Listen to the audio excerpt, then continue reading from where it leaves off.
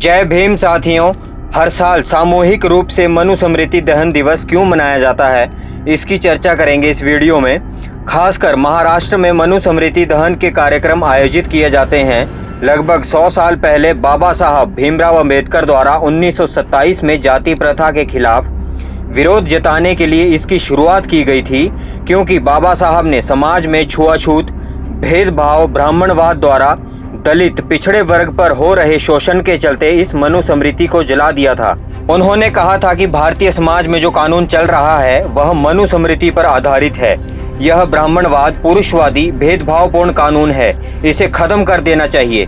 इसलिए हम इसे मनुस्मृति को जला रहे हैं। इस पुस्तक में असमानता और महिलाओं पर हो रहे शोषण, अत्याचार के सिवा कुछ भी नहीं है। इसके चलते हमारा समाज कभी भी तरक्की नहीं कर पाएगा। इसलिए 25 दिसंबर 1927 को डॉक्टर अंबेडकर ने मनुस्मृति असमानता की पुस्तक जलाई। उनका मानना था कि मनुस्मृति ने लोगों को गुलाम बनाने का काम किया है।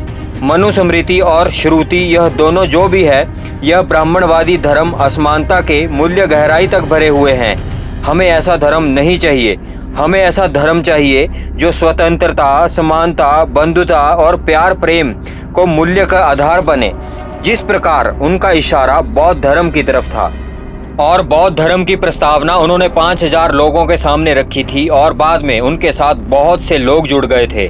और असली मुद्दे की बात तो यह है कि बहुत ज़रूरी बात है कि बाबा साहब का जो हर बार मुद्दा रहा है कि उन्होंने सिर्फ ब्राह्मण के लोगों के विरोधी नहीं थे, वह मनुस्मृति की विरोधी थे। अक्सर लोग सोचते हैं कि वह ब्राह्मणों से नफरत करते थे, लेकिन ऐसा नहीं है। वह उनका जो कानून था, उनका जो पुराना कानून था जो भारत पर लागू हुआ था, मनुस्मृति ऐसी किताब है जिसके वो विरोध में थे। और एक ब्राह्मण सहस्त्र बुद्धे जी और कई साथी जो ब्राह्मण थे वह उनके बहुत ही अच्छे साथी थे, उनके प्रिय थे। वह उस दिन तालाब के पास एक दहन स्थल बनाया गया जिसका नाम मनुस्मृति दहन स्थल था।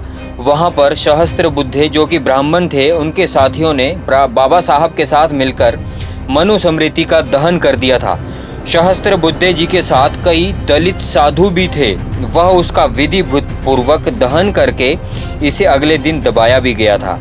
इसके बाद वहाँ के जो स्वर्ण लोग थे, जो कि साथ में विरोध करने वाले लोग थे कि ये यहाँ पर क्यों आए, क्योंकि उस दिन बाबा साहब ने मनुस्मृति का दहन करके वहाँ पर पानी पिया था। उस शुद्धिकरण करने के लिए गौमूत्र और गोबर डाला गया। जी हाँ, यह बात सच है कि वहाँ की जितने भी स्वर्ण थे वो बाद में अगले दिन, दूसरे दिन आए और वहाँ पर बहुत सारा 108 घड़े उन्होंने गौमूत्र के डाले और उसमें गोबर डाला तालाब में, क्योंकि वो उन्होंने सोचा कि ये अशुद्ध हो गया है यहाँ पर दलितों के पानी पीने के कारण। इसलिए उन्होंने वहाँ पर उसे शुद्धिकरण करने के लिए जो भी उनकी मनुस्मृति में लिखा हुआ था उस हिसाब से उन्होंने उसे शुद्ध करने के लिए ये काम किया।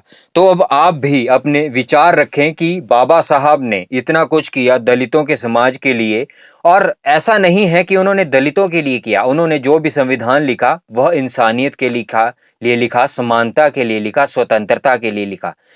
जय भीम, जय संविधान, जय भारत, नमो बुद्धाय।